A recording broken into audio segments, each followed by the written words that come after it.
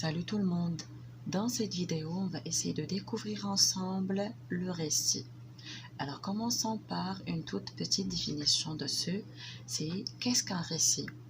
Alors on appelle récit un texte qui rapporte une histoire. Donc ça se voit que c'est très clair. Il sert à rapporter une histoire.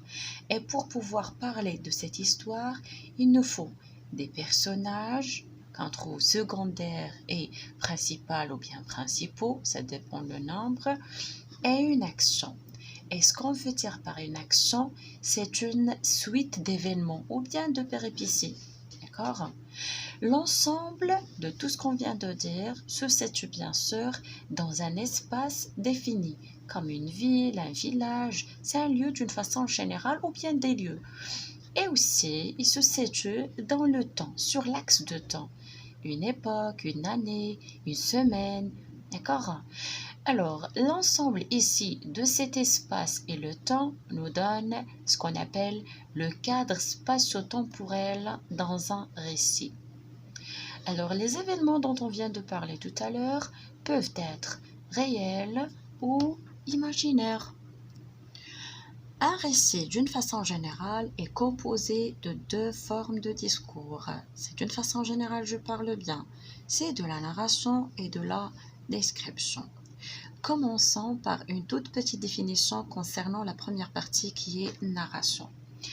Alors, le texte narratif a certes des énoncés de faits, d'actions. Il rapporte une succession de faits qui s'enchaînent. Les faits, ce sont les actions.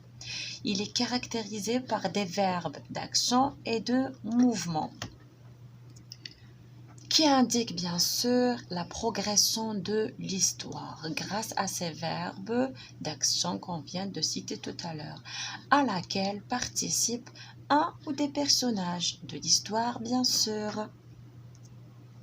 La deuxième partie concerne le texte descriptif, qui a certes à son tour des énoncés d'état. Dans ces passages descriptifs, on trouve qu'il y a une organisation souvent selon un ordre spatial qui a une relation avec le lieu. On peut noter des organisateurs textuels, à titre d'exemple, des indicateurs de lieu qui structurent le texte très manifestement, très clair, comme au loin, en haut, en bas, plus loin, etc. L'organisation se fait de manière logique. On procède plutôt en allant d'une vue d'ensemble à l'observation de détails. C'est juste à titre d'exemple, d'accord? J'espère que la vidéo vous a présenté des informations qui vont vous aider prochainement à identifier facilement le récit. N'oubliez pas, comme d'habitude, de vous abonner et de me laisser un commentaire. Merci.